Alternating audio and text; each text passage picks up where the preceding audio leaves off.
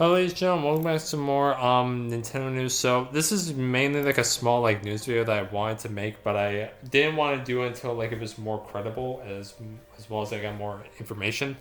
So there's actually a Nintendo Direct that's coming up pretty sooner than we thought actually, because apparently there's a Nintendo Direct that's apparently supposed to be coming in February of this year actually, and Really? yeah, it's rumored though, so it's not like confirmed though.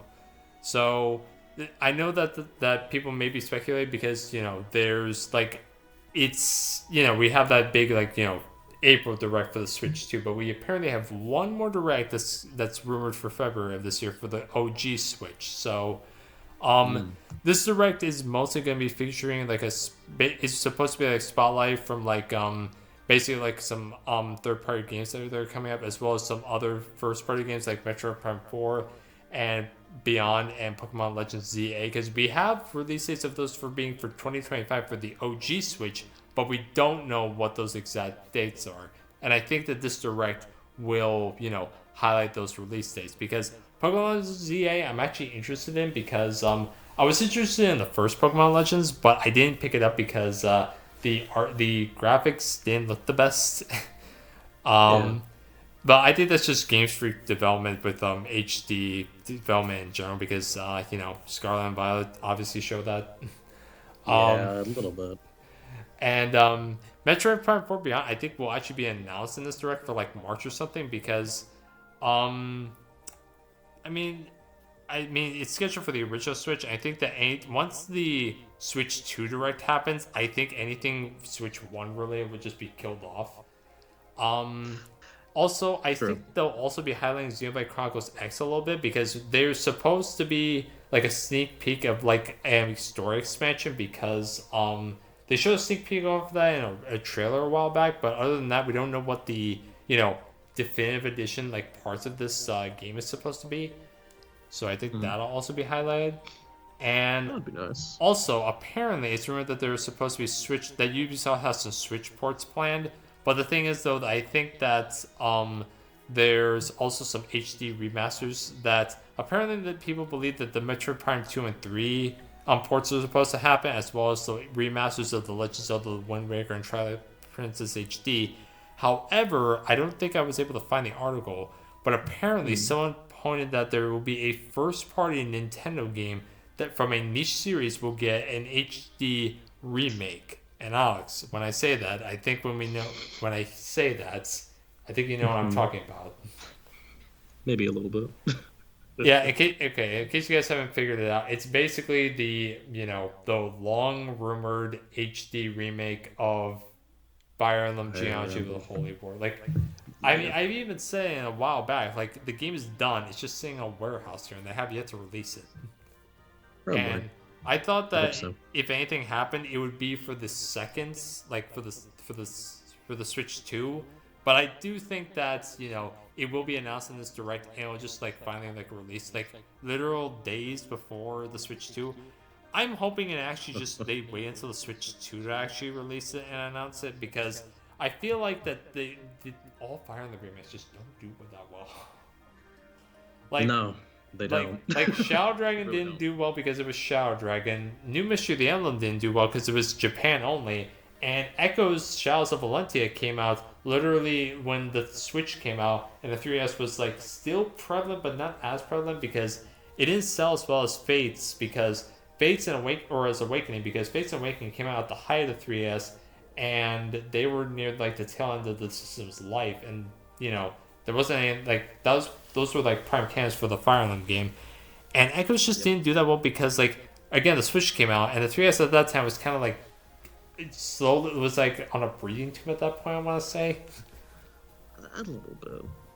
like May 19th. That's not like that like in 2017. I know that like the Switch was pretty new and there weren't a lot of games, but still like if you had to choose between the Switch or the 3DS at the time, I think you'd go for the Switch.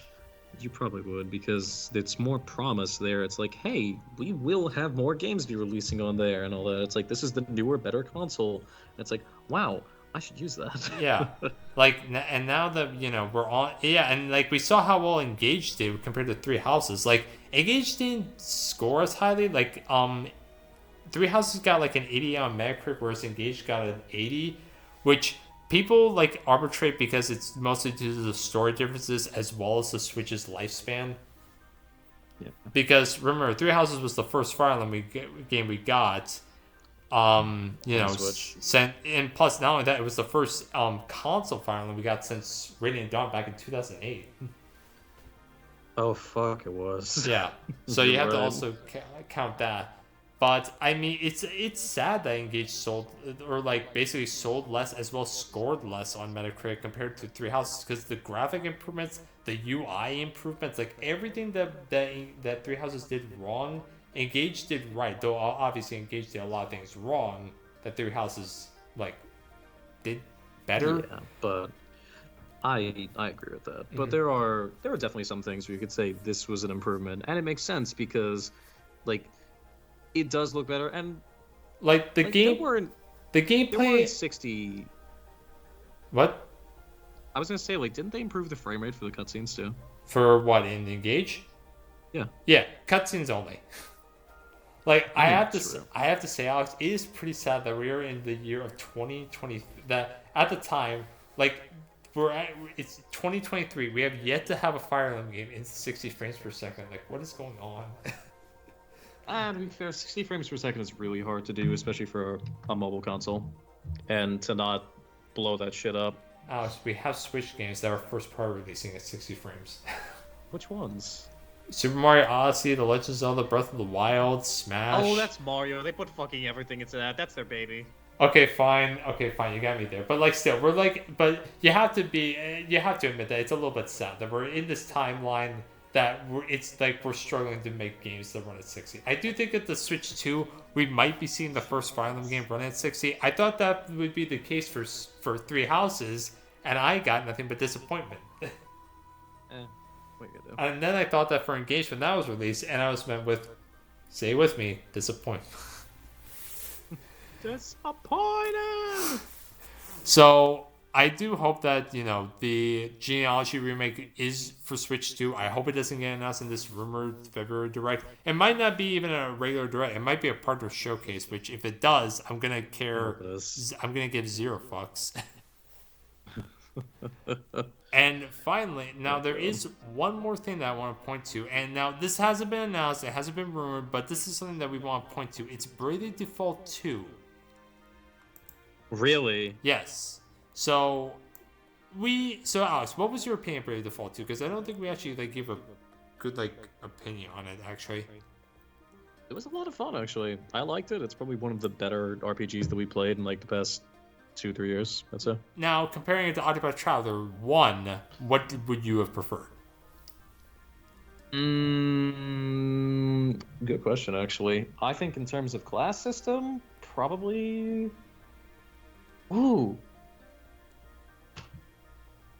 I think it might be hard Oh, to compare the classes. I was gonna say Octopath has a soft spot in my heart, but probably Bravely Default 2. I'll be honest. Now, I like the characters more in Octopath, but I like Bravely Default 2 as a game more. Because of there's a lot of jobs and that there's so much customization more compared to what Octopath 1 did. Now comparing That and just quality of life, to be honest. Now comparing Octopath Traveler 2 to Bravely Default 2, which one would you prefer? Octopath Traveler 2. Okay, that's what I thought. It's the same a thing for me hands too. down thing. It's the same thing for me too. They did so much better. Also, I have to say this though, Alex. I know this is maybe a side note, but I'm honestly starting to get tired of the HD 2D art style. I gotta be honest. I can see that because it's been really overdone the past, I think, 5 to 7 years. It's basically it started with Triangle Strategies when I got tired of it. Really? Because Triangle Strategy did it. Then a game called Live They did Alive. really well though. Then Live Alive came out, which was a game we didn't do, but it uses the same art style that came out in July of that year. And then Octopath Traveler 2 came out, and I don't know how. And then the Dragon Quest remakes of 1, 2, and 3 are using that exact same art style. Really? Yes, and Dragon Quest 3 HD2D remake, that's the full title, Good Use of Words, just came out last year in November. And this year, we're getting those exact same games using that exact same art style.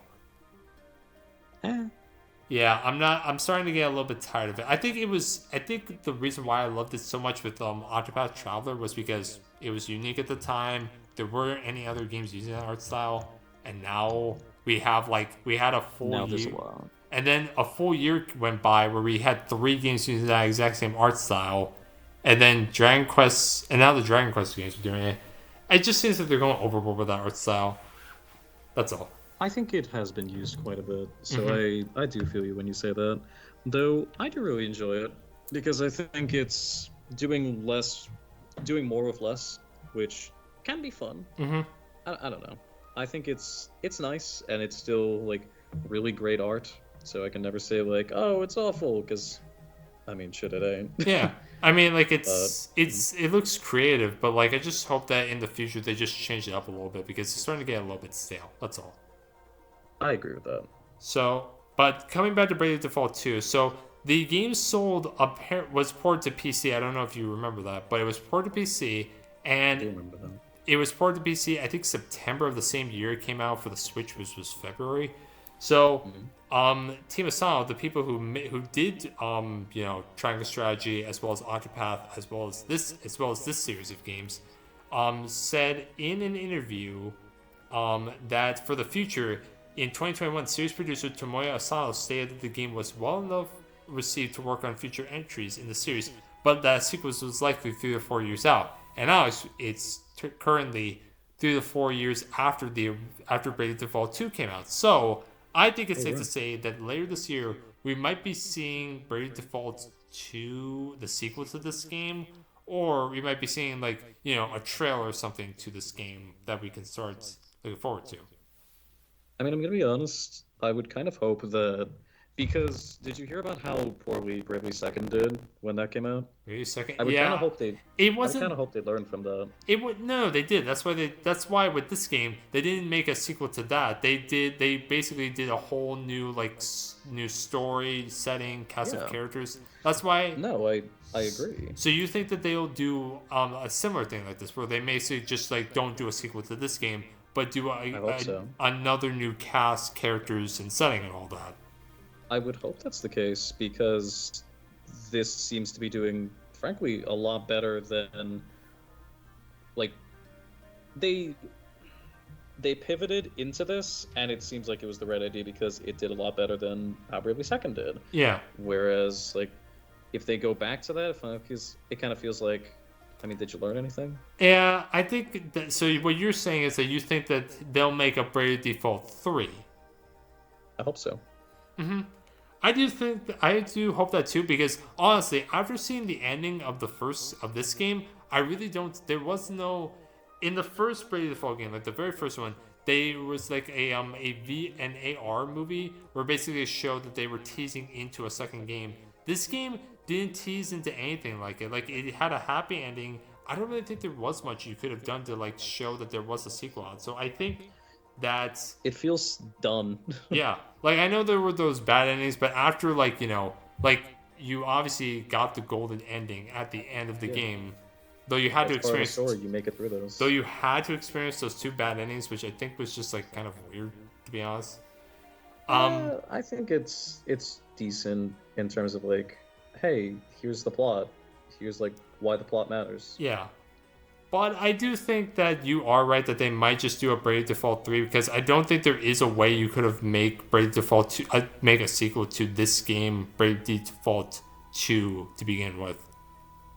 Yeah, it seems like they really have to just push the envelope and really stretch it. Be like, I mean, how do we make this work? Instead of like, is this a good place to have our story? Yeah, because I think that was the problem with the second Bravely second game, where they tried to like basically just keep the same universe and everything. And while I will say though, I like the story and characters, I just think that a lot of people felt that some people just felt that it wasn't bad, it just missed the mark though. And then they came back with this, and this game was basically just as good.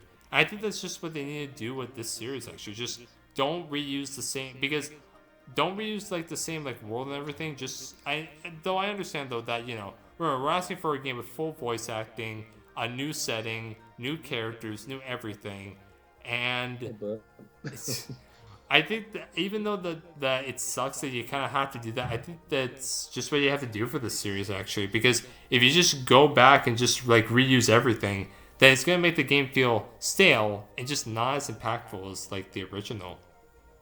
That's fair. So yeah, that's basically that's basically all the news that we have for now, ladies and gentlemen. Thank you all so much for watching.